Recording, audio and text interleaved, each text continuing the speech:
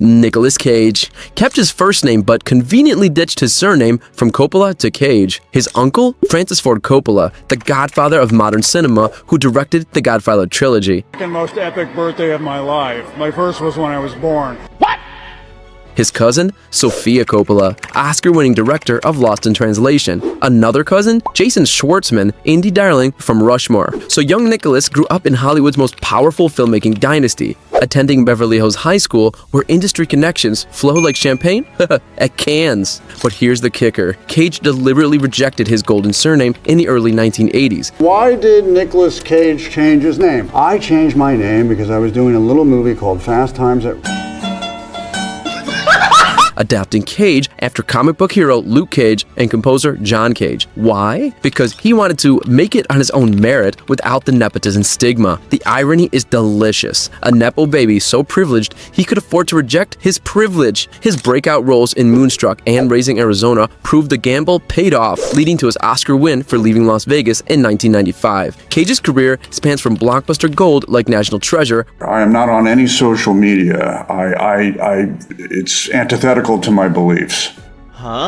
Which earned $347 million worldwide to call indies like Pig and Mandy. The Wall Street Journal called his career a masterclass in reinvention. But let's be real, would Nicolas Kim Nobody have gotten those early auditions? The man literally had Hollywood royalty DNA and still felt the need to rebrand. That's next level Nepo baby anxiety right there. Oh my God! Timothee Chalamet kept his surname but conveniently shortened his middle name from Hale for simplicity. His mother, Nicole Flender, a Broadway dancer who performed with Martha Graham Dance Company. His father, Mark Chalamet, a correspondent for Les Parisiens newspaper and editor for UNICEF. Yeah, I had one rule for myself when I came out here, and it wasn't to go, oh my God, I'm doing this for the first time. Yeah. Oh my God! So young Timothy grew up in Manhattan's cultural elite circles, attending LaGuardia High School, the famed school where tuition runs $75,000 per year. His first major role came through his mother's connections in Homeland, where he played Finn Walden for 12 episodes. Rolling Stone called his breakout in Call Me By Your Name a star-making turn, earning him an Oscar nomination at age 22. But here's what they don't mention. His path to that indie darling status was paved with industry insider access. Chalamet's subsequent roles in Dune, Wonka, and Little Women cemented his A-list status. I was supposed to be 15. Mom was worried. Like, we're from the movie where I was Peach, and then it was like, yeah, boy. With Variety noting his $9 million Dune paycheck. The kid's talented, sure, but let's not pretend he started from zero. When your mom's dancing with Martha Graham and your dad's editing for international organizations, your struggling actor story hits a little different. Charlie Sheen was born Carlos Erwin Estevez, son of Martin Sheen, who was actually born Ramon Antonio Gerardo Estevez. I think there's a better balance with Charlie Sheen, the way it has a nicer ring to it. And as far as the Estevez name...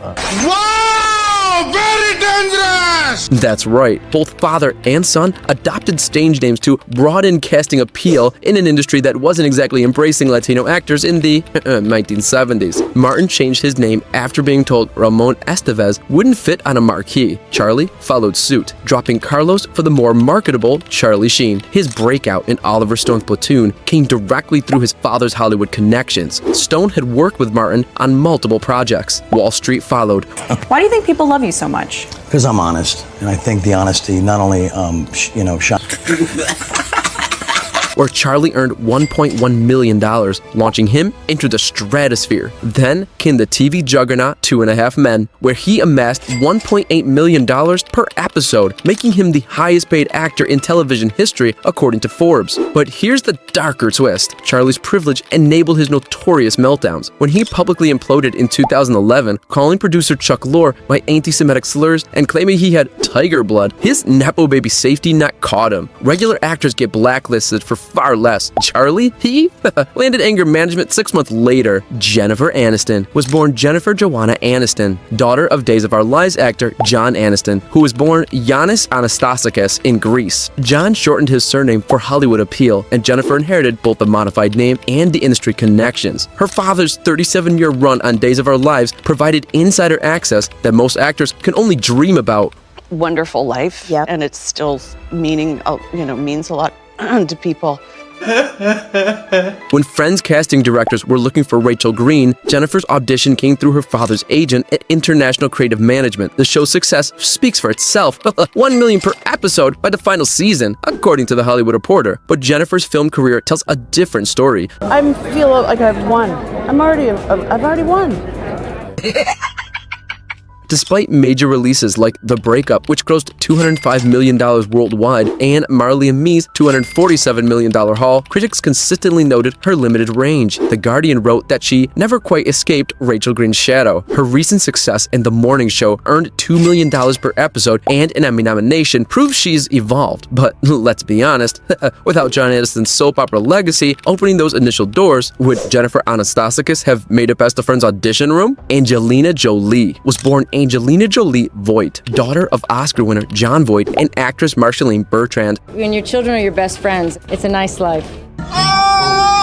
But here's where it gets messy. Angelina dropped Voight early in her career to distance herself from her father amid personal tensions. Voight publicly criticized her in 2002, telling Access Hollywood that she had serious mental problems. The family drama became tabloid gold, but it masked a deeper truth about Nepo baby privilege. Even while feuding with her famous father, Angelina's childhood was Hollywood royalty. She attended Beverly Hills High School, where tuition exceeds $40,000 annually, before studying at the Lee Strasberg Theater Institute. Her breakout in Girl Interrupted, which earned her an Oscar in 1999. This is so hard because I'm such an honest person, and it's so hard for me to do these kind of things because the answer is I probably take things off. Came through industry connections her mother had cultivated. Variety noted that Marceline opened doors Angelina later walked through. The Tomb Raider franchise, grossing $432 million worldwide, and her acclaimed humanitarian work with the UN elevated her beyond Nepo baby status. But even her later success in Maleficent, earning $758 million globally, can't erase the fundamental advantage she had from birth. When your dad's an Oscar winner and your mom's connected to top casting directors, your self-made story requires some serious asterisks. Gwyneth Paltrow. Gwyneth Paltrow was born Gwyneth Kate Paltrow, daughter of actress Blythe Danner and director Bruce Paltrow. I've been hired on a very temporary basis to speak on behalf of the 300-plus employees at Astronomer.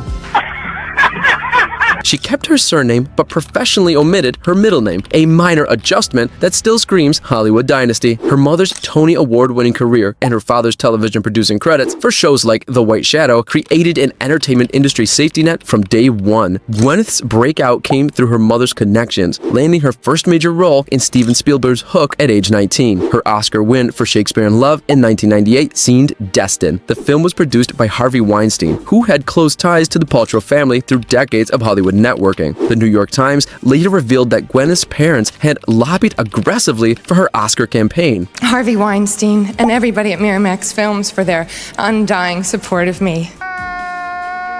Her role as Pepper Potts in the Iron Man franchise, earning her millions and global recognition, followed the same pattern of industry insider access. Then came Goop, her lifestyle brand that Forbes valued at $250 million in 2021. Critics like The Guardian called it pseudoscience peddling to the privileged. But it's ultimately another example of Nepo baby privilege, having the financial cushion and industry connections to launch vanity projects that regular people could never afford to risk. Scott Eastwood. Scott Eastwood was born Scott Clinton Reeves, son of Clint Eastwood and flight attendant Jocelyn Reeves. To support David Ayer, a friend and a director I just got off a movie with. Here's the twist. Scott initially used his mother's surname Reeves to avoid nepotism accusations, working as a bartender in San Diego while auditioning. But after building minor credits in films like Flags of Our Fathers, he eventually switched to Eastwood when the family name became more valuable than the indie credibility. The Hollywood Reporter noted that his surname change coincided with more significant roles, including Gran Torino, where he played his father's racist character Foyle. His subsequent appearances in The Longest Ride, grossing $62 million worldwide, and Suicide Squad's $746 million haul proved the Eastwood name still carried weight. Started watching my father make films and be a part of great films. But here's the uncomfortable truth. Scott's self-made bartender phase was Hollywood theater. When your father is Clint Eastwood, worth $375 million according to Celebrity Net Worth, your struggling actor period comes with a safety net most actors never have. His role in Fast X, the franchise's $714 million entry, confirms that Hollywood nepotism eventually wins. Scott spent years trying to distance himself from his father's legacy, only to embrace it when convenient. That's peak Nepo baby behavior, having the privilege to reject privilege until you need it. Jamie Lee Curtis. Jamie Lee Curtis kept her birth name, and both her parents had ditched their real names for Hollywood appeal. Her father, Tony Curtis, was born Bernard Schwartz, and her mother, Janet Lee, was born Jeanette Morrison. I'm having a moment. I'm having freedom. What?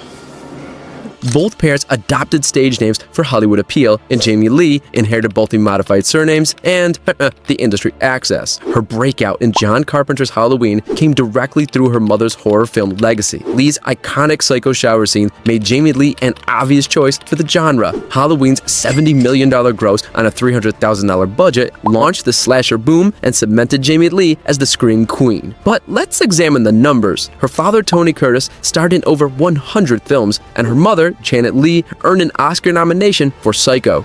I call myself a junkie. I refer to myself as a junkie simply so I demystify it.